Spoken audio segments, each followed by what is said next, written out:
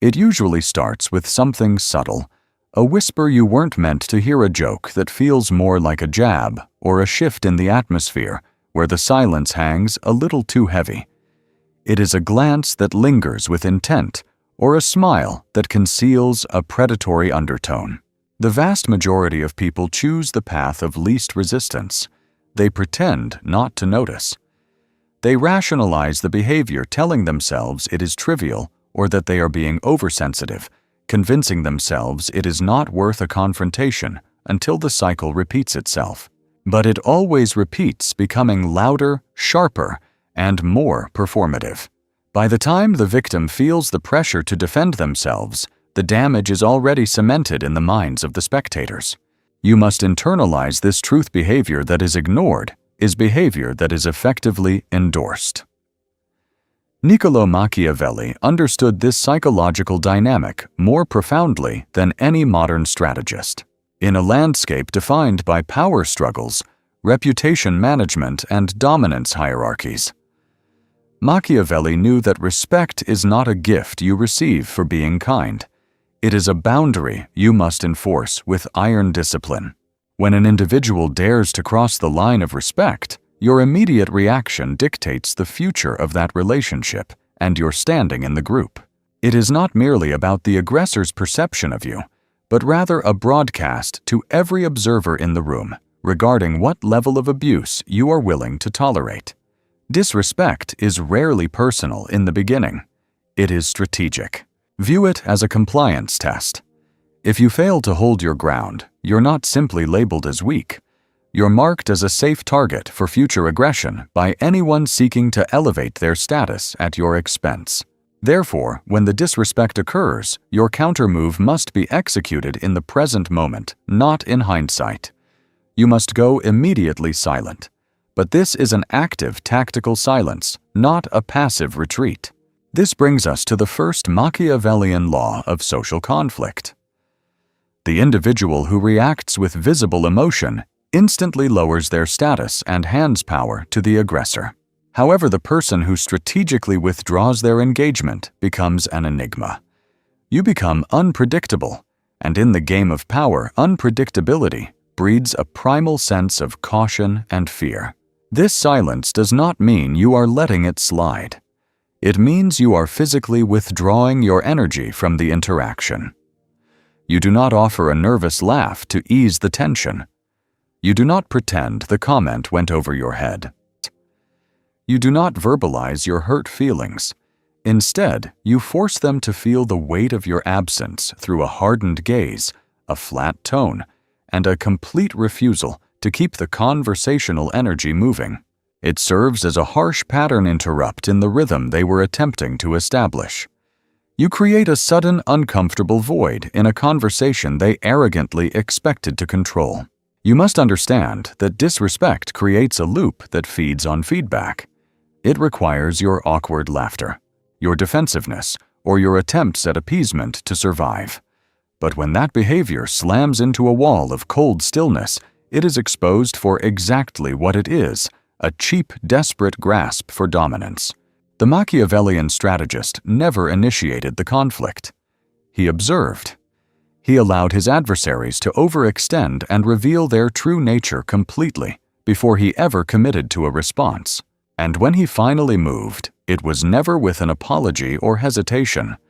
It was executed with surgical precision to end the threat. This is your blueprint. You must mirror the violation back to them. You do not use insults, and you do not seek messy retaliation. Instead, you use the Socratic method of entrapment, the question. When a person disrespects you, they are banking on an emotional outburst. They are trying to trigger your insecurities to make you look unstable. The one thing they are not prepared for is analytical exposure. So you lock eyes with them. You tilt your head slightly, looking at them as if they are a specimen in a jar. Then you speak with a tone of surgical calm. Did you intend for that to sound the way it did? Or perhaps, are you certain you want to repeat that statement? Or even, that sounded incredibly personal. Would you like to clarify your intent before I give you a response? Each option is a controlled incision. You're not denying that the attack happened. You are inviting them to repeat the insult on the official record, daring them to double down and make their aggression undeniable to the room. The majority will crumble. This is because most people who throw out disrespect are not brave souls. They are opportunists testing the perimeter fences to see who will check them. When you meet their probe with silent tension and cold analytical clarity, they begin to question their own standing. That seed of self-doubt is the psychological victory you're after. You do not want revenge. You do not want drama. You want to instill doubt. The person who can induce hesitation in others, who makes people stumble and self-correct, does not need to demand respect verbally. They simply radiate authority. However, this is where the game increases in complexity. Most people can muster the strength for one confrontation. What they lack is the endurance for consistency. If someone tests you once and you shut it down, that is a victory. But if they sense that your resolve is temporary or that your energy softens too quickly, they will test the boundary again. This leads to the third critical step. You must reframe the relationship immediately and permanently. There is no returning to normal. You do not pretend that the violation did not occur. You redraw the territorial lines in how you speak to them, how you present yourself, and how unavailable you become to them moving forward. Machiavelli taught that public punishment, when justified and timed correctly, does not just neutralize a threat, it educates the entire collective. Therefore, if the disrespect occurred in front of an audience, let your shifted posture echo louder than any verbal comeback. Withdraw your warmth completely. Make your language sharp and transactional. Decline their social invitations without excuse. You do not need to issue a press release about the change. Let them crash into the reality of it. This is what separates the high-value individual from the doormat. It is not about dominance through loud intimidation. It is presence through principle. You have demonstrated to the room, I am not available for that level of behavior, and I will not degrade myself by explaining why you have lost access to me. Now the social current in the room begins to flow differently. Others observe the penalty. They become cautious. Your name becomes one that is spoken with calculation and care rather than casual ease. Because the individual who cannot be disrespected is rarely the loudest person in the room. It is the one who possesses the tactical knowledge of exactly what to do the moment a boundary is crossed. They react not with noise, but with controlled silence, piercing clarity, and a total refusal to prioritize the group's comfort over their own self-respect. That is how you end the game before it truly begins. You do not operate with anger or ego, but with exactly what the aggressor did not anticipate: discipline, distance, and total command of the environment. Remember that disrespect is never an isolated event. It is a signal, a probe, a calculated flick to see how far they can reach before you push back. Once you permit a single violation, like one insult disguised as humor, or one subtle dismissal, you open the floodgates for everything that follows. Whether it is a single backhanded compliment dripping with venom, or a subtle slight, you have effectively taught every single person in that room the immense value and weight of your silence. Machiavelli himself would warn you that once you are perceived as a soft target who is easy to violate, regaining control and re-establishing authority requires 2 times the effort. Therefore, in the critical aftermath of that initial encounter, once you have settled into a heavy stillness, stripped the moment of all emotional volatility, and deliberately created a calculated chasm between yourself and the aggressor, the actions you take next are arguably even more critical than the first. Human nature dictates that people will inevitably test your boundaries a second time, not in the identical manner, but through far more insidious and corrosive tactics. They are auditing your authenticity to see if you truly meant what you projected. They will launch another jest, perhaps cloaked in a disarming, innocent smile, this time around. They might conveniently exclude you from a key decision and label it a mere administrative oversight. They will drop a passive-aggressive remark and scrutinize your face for even a single micro-expression of hesitation. This specific juncture demands your second strategic maneuver. You must solidify the social frame by delivering a consequence that is disproportionate to the infraction. You must remember that Machiavelli's philosophy was never constructed upon the fragile pillars of fairness. It was engineered entirely for ruthless effectiveness. He grasped a fundamental truth that very few people in modern society are willing to accept. If the punishment merely equals the offense, it fades into the background noise and becomes forgettable. However, if the reaction is significantly greater, it becomes unforgettable. You are not reacting with emotional instability. You're broadcasting a definitive message of power. The message is simple. You do not get a second opportunity to toy with me. Therefore, when they dare to cross the line again, your temperature drops to absolute zero. You do not raise your volume. If they committed the error on a public stage, your rebuttal must also be public, yet it must be executed strategically devoid of petty insults or name-calling. You execute a surgical excision of their social standing. When they make the comment, you respond by holding a heavy pause, looking them dead in the eye, and then deliberately addressing the rest of the group as if the aggressor does not exist. Alternatively, should they ask you a direct question, you deliver a monosyllabic answer and immediately pivot your focus to someone else, cutting off their supply of attention. When they attempt to bask in your warmth again to smooth things over, you present them with the social equivalent of a slammed iron door. You remain impeccably polite, agonizingly formal, and unreachably distant. This is not active aggression. It is strategic removal. You're not attempting to defeat them in combat. You're demonstrating something far more chilling to the social animal. You're showing them that they have lost access. That is what inflicts the deepest psychological wound, not the sting of an insult, but the void of being ignored by someone who once validated their existence. Here lies the graveyard, where most people fail to maintain power. They possess a desperate need to be liked. They rush to patch the cracks and smooth over the tension. They delude themselves into believing that being the bigger person will guarantee them admiration. But the great strategist Machiavelli would scoff at such naivety, knowing that respect is never earned through forgiveness. True deference is seized through calculated consequences served cold with silence, never with heated anger. This is the precise moment your real leverage begins to multiply. The audience is always watching. They witnessed the initial moment of disrespect. They analyzed exactly how you responded. And now they are waiting with bated breath to see if you will revert to submission, or if the strength you projected was genuine. This is your golden opportunity to completely recast your image. Because perception, according to Machiavelli, wields far more influence and power than objective truth. Your reputation after the conflict settles becomes either your impregnable armor or your point of exposure. You need your silence to translate clearly.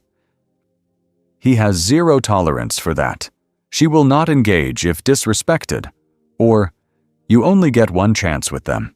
Once your name becomes synonymous with those ironclad associations in the minds of your peers, the entire dynamic shifts in your favor. People begin to weigh their words more carefully. The frivolous joking and teasing stop completely in your presence. They start introducing you to others using descriptors like no nonsense, sharp, or intense. That is the new power you have synthesized. You did not beg for it. You engineered it from the ground up, one surgical response at a time. However, there remains a final deeper layer to this strategy that is far more difficult to master, because certain individuals will not be stopped by public shame. They are immune to the need for approval. What they crave is your emotional reaction. These agents of chaos thrive on destabilizing those around them, on playing the role of the disruptor, and on testing boundaries purely for the sport of it. When these types encounter a fortified mind like yours, they will either escalate the situation or retreat entirely. If they choose to escalate, that is your cue to initiate the third level of response. You must leverage their own disrespect against them. You do not escalate emotionally. You escalate socially. If the antagonist is someone with influence, a reputation, or a specific role, start framing them with clinical precision. Turn the momentum of their behavior back upon them, whether loudly or subtly, but always with absolute control. For instance, you might say, "That is a fascinating attempt at a joke. Is that the sort of material you use in professional settings as well? Or, if you speak to your friends like that, I shudder to imagine how you speak to strangers." Or perhaps, "I am genuinely surprised you felt comfortable saying that out loud." You are not arguing with them. You're spotlighting their behavior. You're forcing them to wear their own clumsy words like a badge of incompetence in front of the group. And that is when their unearned confidence begins to shrink. This occurs not because you overpowered them with brute force, but because you made the room remember what they really are: small, noisy, and deeply insecure. This is the essence of Machiavellian retaliation. It is never a shouting match. It is never rushed or hasty. It is measured, targeted, and executed with such terrifyingly calm precision that the other person does not even realize how badly they have been checkmated until it is too late. And the best part is you remain perfectly calm. Your poise remains untouched. You allowed the disrespect to hang in the air and then collapsed it into a burden that they must now own. That is how you build true dominance in silence. Not just by refusing to react, but by transforming every disrespectful act into a stumbling block that leads to their own exposure. In doing so, you never have to chase respect again. Because now the entire hierarchy knows.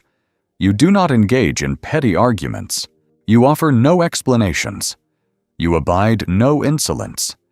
You terminate the behavior quietly, surgically, and with permanent finality. The secret that eludes most people is simply this: disrespect does not thrive on boldness. It thrives on safety. Not your safety, but the aggressor's perceived safety from consequence. People only disrespect you when they have calculated the risk and decided you will not retaliate.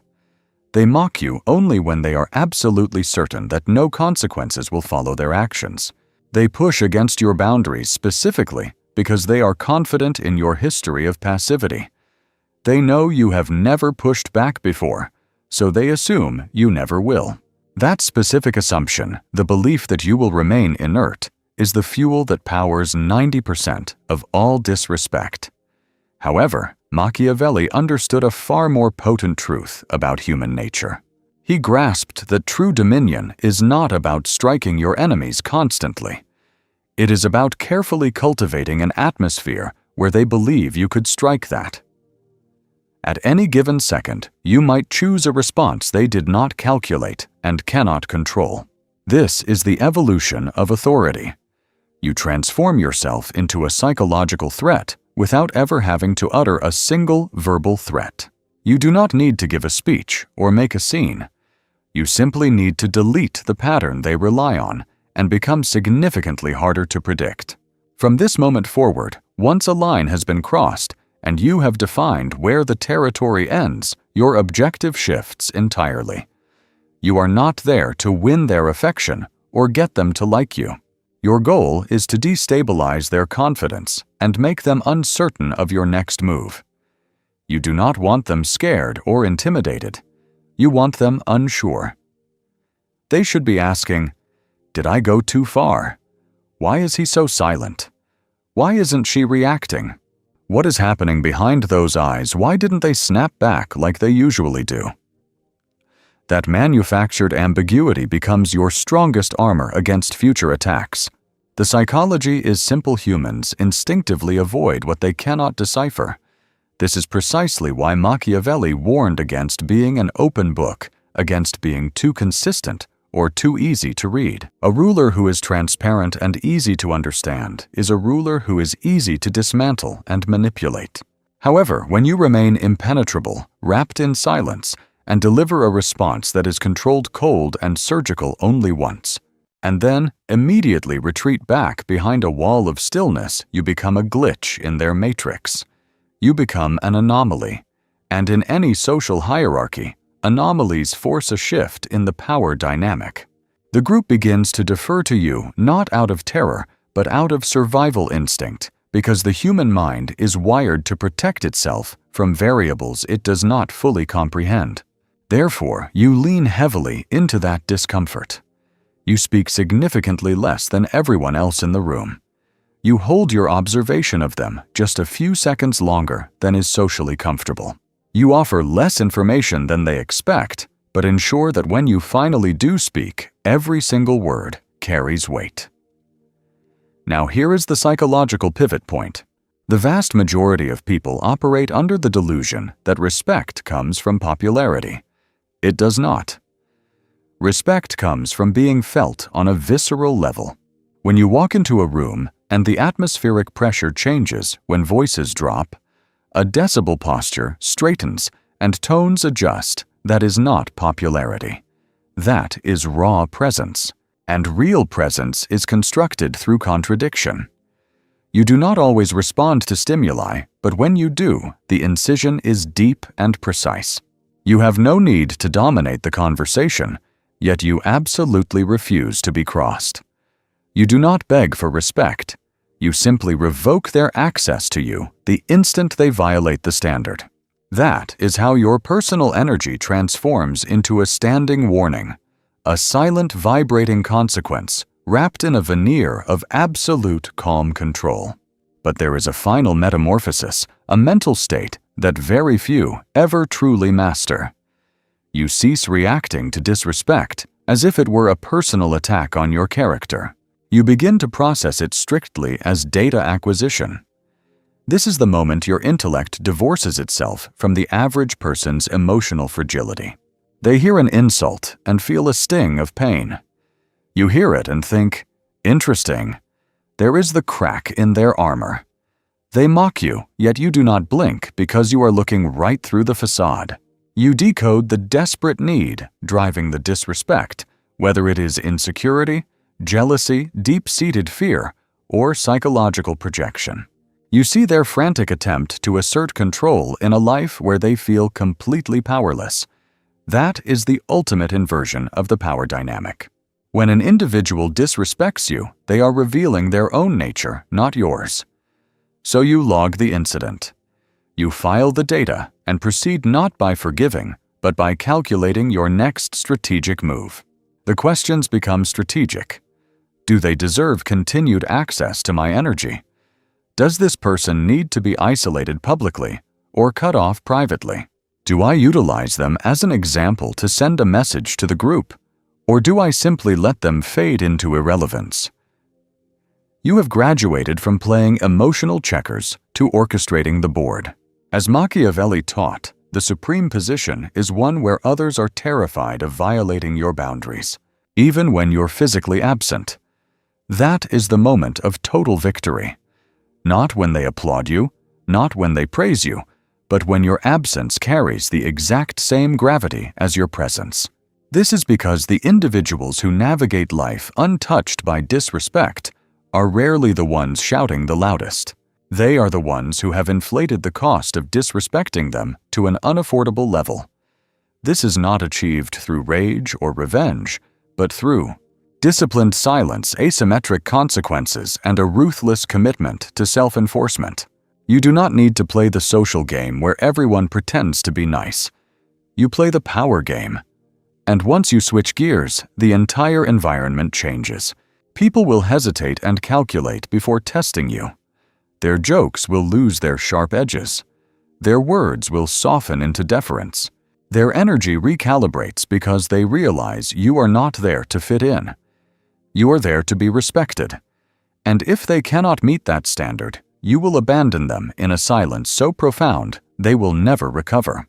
There is a distinct subtle moment in every high-stakes interaction. It is undeniable.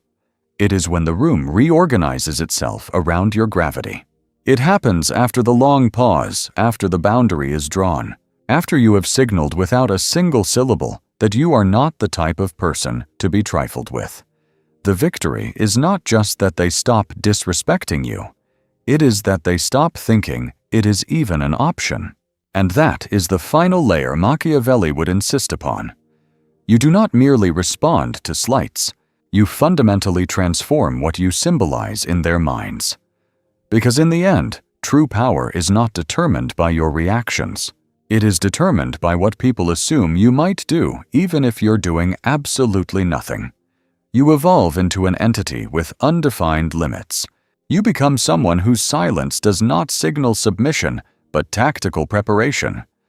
Someone whose calm is not friendliness, but dangerous containment. And here is the crucial detail most people overlook once you have enforced a boundary effectively that is not the end of the war.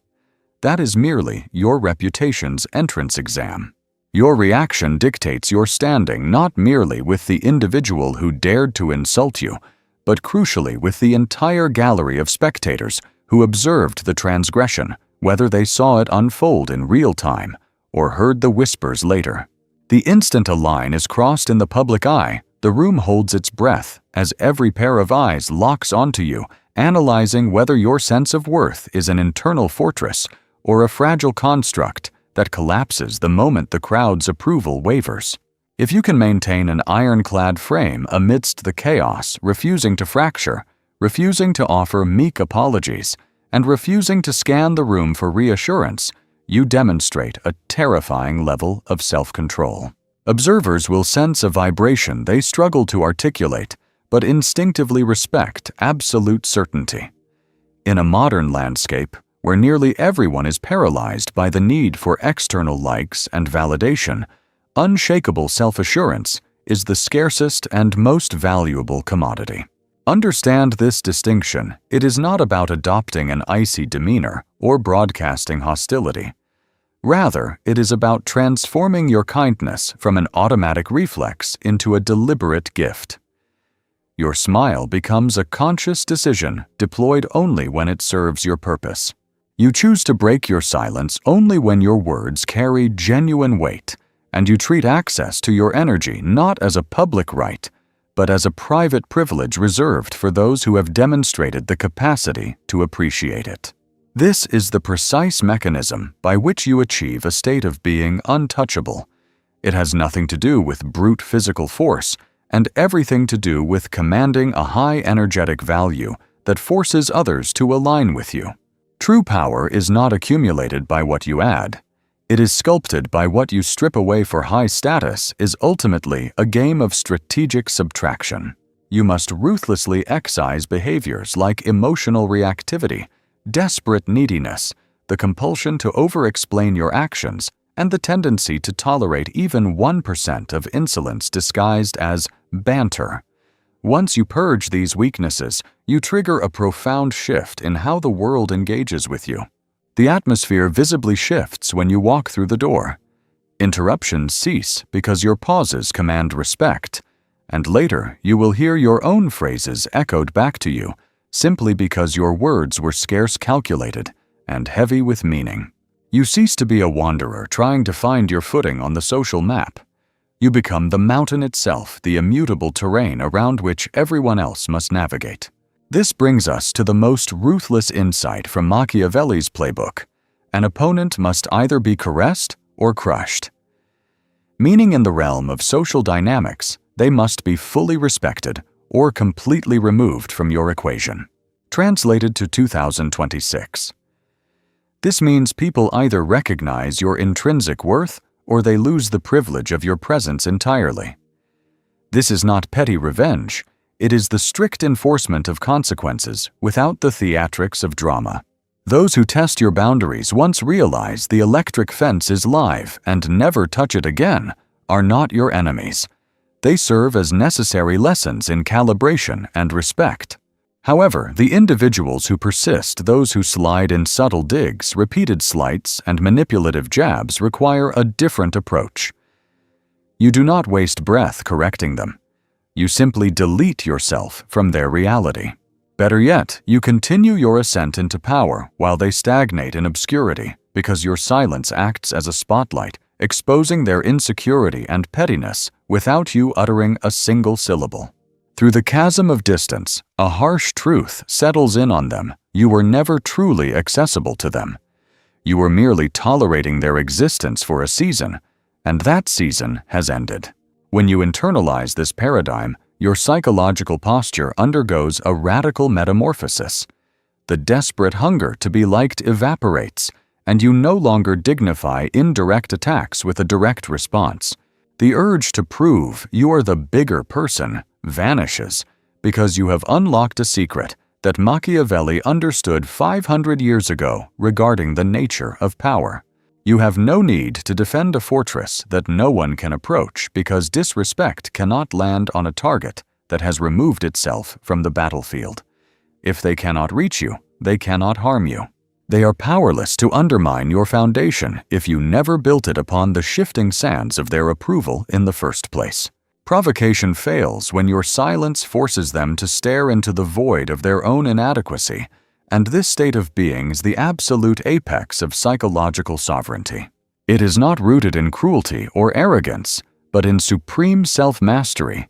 It is total control over your emotional economy, what you invest in, what energy you reciprocate, and who earns the rare opportunity to witness your true reaction. This is the disciplined manner in which kings and emperors navigated the treacherous courts of Machiavelli's era to maintain their dominion. And this is precisely how you must maneuver through your own life, not with explosive rage or chaotic noise, but with a presence so meticulously disciplined that a single violation leaves a permanent scar on their memory. Because once that threshold is crossed, you acquire something far more potent and enduring than mere respect. You become the gold standard against which every other interaction is measured, yet there remains one final master-level maneuver to execute. There comes a pivot point when the transgressor realizes they have overplayed their hand and gravely offended you. In this moment, you do not seek punishment, nor do you offer forgiveness. You choose a third, far more devastating path. When the weight of their error crashes down on them and they look to you for a reaction, what is your next move? How you answer this question defines the legacy of your character, because at this juncture, you have transcended reacting to the initial attack and are now the author rewriting the narrative in real time. You're sculpting their perception of reality, unilaterally deciding the role they will play in the aftermath, and more critically solidifying the untouchable figure you are becoming. Here lies the final paradoxical Machiavellian truth. Calculated mercy can be infinitely more terrifying than overt punishment. Mercy, when dispensed without a shred of warmth or intimacy, conveys a chilling, unspoken message. You are so beneath me that you are no longer a threat. And that is how you declare checkmate. Once the boundary has been fortified, and you have systematically withdrawn your presence from their emotional ecosystem, once you have held your frame in absolute stillness while the silence deafens them, they will likely return offering apologies or clumsily overcompensating to fix the rupture. They might laugh nervously, attempt to revert to the old dynamic, or test the waters to see if the ice has thawed, and this specific instant is where your control becomes absolute.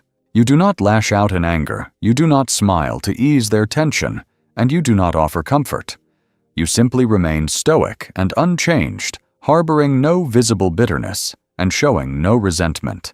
There is no need to articulate why the dynamic has shifted. You simply allow them to wander confused through the new, colder reality you have constructed. It is a reality where your eyes no longer seek them out in a crowd, and where your personal energy no longer contorts to accommodate their emotional state. They are no longer a significant variable in your equation. They have become a ghost drifting aimlessly through your world, and do not mistake this for pettiness. This is power through absence, for nothing unsettles a person who attempted to rattle you more than the realization that you never relied on them for your stability to begin with. You were never hunting for their validation, never desperate for belonging, and never playing by their rule book. That is the final severing cut. It lands when they grasp that their disrespect not only failed to wound you, it actually elevated you. It honed you into something sharper, commanded greater respect, created necessary distance, and ultimately rendered you untouchable. This is the precise role Machiavelli would cast you in today, not the petulant prince who rages at every slight, but the silent, calculating architect of consequence. There is a terrifying level of power held by the person who can watch others betray themselves in the public square, all while remaining stoic, mathematically calculated, and positioned just beyond the blast radius.